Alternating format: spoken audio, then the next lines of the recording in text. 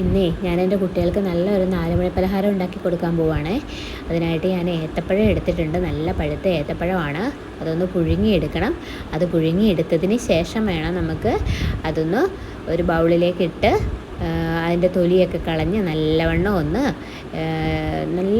പൊടിയായിട്ട് ഇളക്കിയെടുക്കണം. അതിലേക്ക് നമ്മൾ ഒരു ബൗൾ തേങ്ങയും ഒരു ബൗൾ അരിപ്പൊടിയും പിന്നെ ഏലക്ക ജീരകവും ഏത്തപ്പഴത്തിന് മധുരമുണ്ട്, എന്നിരുന്നാൽ തന്നെ കുറച്ചുകൂടി മധുരത്തിനായിട്ട് കുറച്ച് പഞ്ചസാരയും ചേർത്ത് ചപ്പാത്തിക്ക് മാവ് കുഴയ്ക്കുന്നത് പോലെ കുഴച്ച് അതിലെ ചെറിയ ബൗളുകളാക്കി നമ്മൾ ഇഡലിത്തട്ടിൽ വെച്ച് നല്ലവണ്ണം ഒന്ന് വേവിച്ചെടുക്കണം.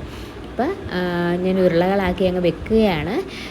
കണ്ടോ, ഇപ്പോൾ ഏകദേശം റെഡി ആയിട്ടുണ്ട്. നമ്മൾക്ക് വേറൊരു പാത്രത്തിലേക്കൊന്ന് മാറ്റാം. കണ്ടോ, നല്ല സാധാരണ കൊഴുക്കട്ടയൊക്കെ ഉണ്ടാക്കുമ്പോഴേ നമുക്ക് വൈറ്റ് കളറിലല്ലേ ഇരിക്കുന്നത്. അപ്പോൾ കൊഴുക്കട്ടയൊക്കെ ഏത്തപ്പഴം ആണെങ്കിലും ഒക്കെ കഴിക്കാൻ മടിയായിട്ടുള്ള കുട്ടികൾക്ക് ഇതൊരു വെറൈറ്റി ഡിഷാണ് കേട്ടോ. നിങ്ങളെല്ലാവരും ഒന്ന് ട്രൈ ചെയ്ത് നോക്കണം. പക്ഷെ കഴിക്കാനും നല്ല ടേസ്റ്റാണ്. നല്ല തേങ്ങാക്കൊത്തൊക്കെ നല്ല രീതിയിൽ തേങ്ങ ചിരകിയതൊക്കെ അതിനകത്തൊന്ന് ഇടയ്ക്ക് കടിക്കാനൊക്കെ കിട്ടുമല്ലോ. അതുകൊണ്ട് അത് കഴിക്കാൻ നല്ല ടേസ്റ്റിയാണ് അത് കഴിക്കാനേ.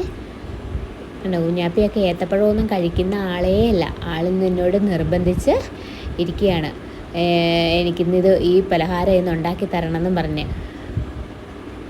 കണ്ടോ, ഏത്തപ്പഴമൊക്കെ കഴിക്കാത്ത കുട്ടികൾക്ക് നല്ല